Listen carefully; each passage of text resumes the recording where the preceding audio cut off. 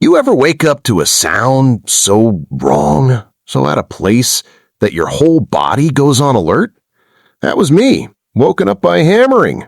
Not the neighbor fixing a fence, not some early bird construction crew. No, this was sharper, angrier, like someone was taking a crowbar straight to my peace of mind. I look out, and what do I see? 5 guys, neon vests, hard hats. And they're not just poking around. They are tearing into my seawall. My seawall. The one I paid for, got approved, maintained for years.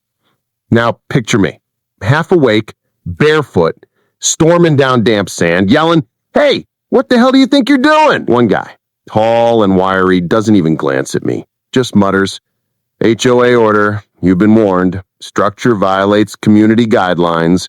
Ruins the view." Ruins the view? Are you kidding me?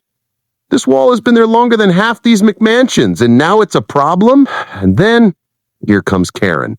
You already know the type. Arms crossed, smug little smirk like she owns the ocean. "Oh, don't look at me like that," she says. "You knew the rules. Everyone warned you that eyesore had to go. We're just expediting the process." Expediting. That word.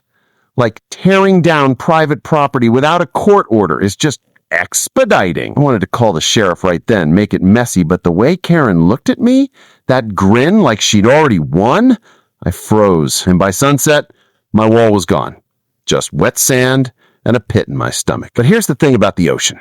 It doesn't wait for lawsuits. 3 nights later, I'm tracking the weather. Storms out near the Mariana Trench, nothing unusual, until my phone starts buzzing. Tsunami watch, tsunami warning.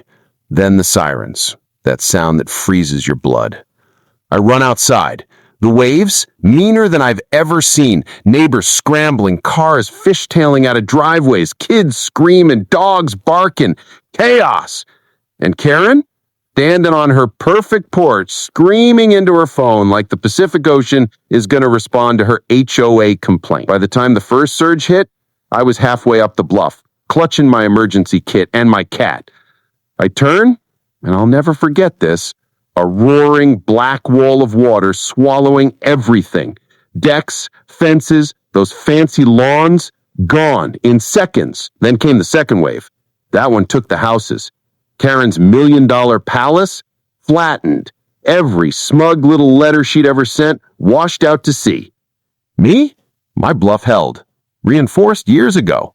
Couldn't vote that out, could they? Morning comes and it's chaos. Fire trucks, news vans, neighbors wandering barefoot through wreckage like zombies.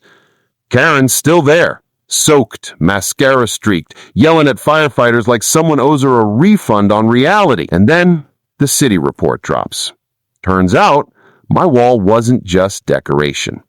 A coastal engineer had labeled it a secondary barrier. Without it, water rushed inland unchecked. Translation? Tearing it down made everything worse. Now it's lawsuits everywhere. Families suing the HOA blaming contractors, contractors pointing at Karen, everyone eating each other alive. And one afternoon, guess who shows up at my porch? Karen. Except not Karen, not anymore. No designer clothes, no perfect hair. Just a broken woman holding soggy papers. She says, trembling, "I need your help. They're saying I'm liable. I signed off." Cut her off. Cold. "Get off my property." She stared, shocked, like I was supposed to save her, but I stepped closer just so she could see the disgust in my eyes. "No, Karen, you don't get it.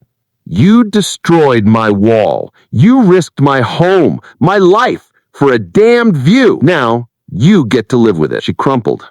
Didn't argue, just broke. And me? Every time I walk the beach now, I see empty lots where shiny houses used to stand.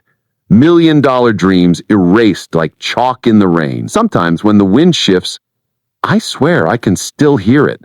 The roar of that water. The screams of those same neighbors who thought they were smarter than the sea. People call it karma.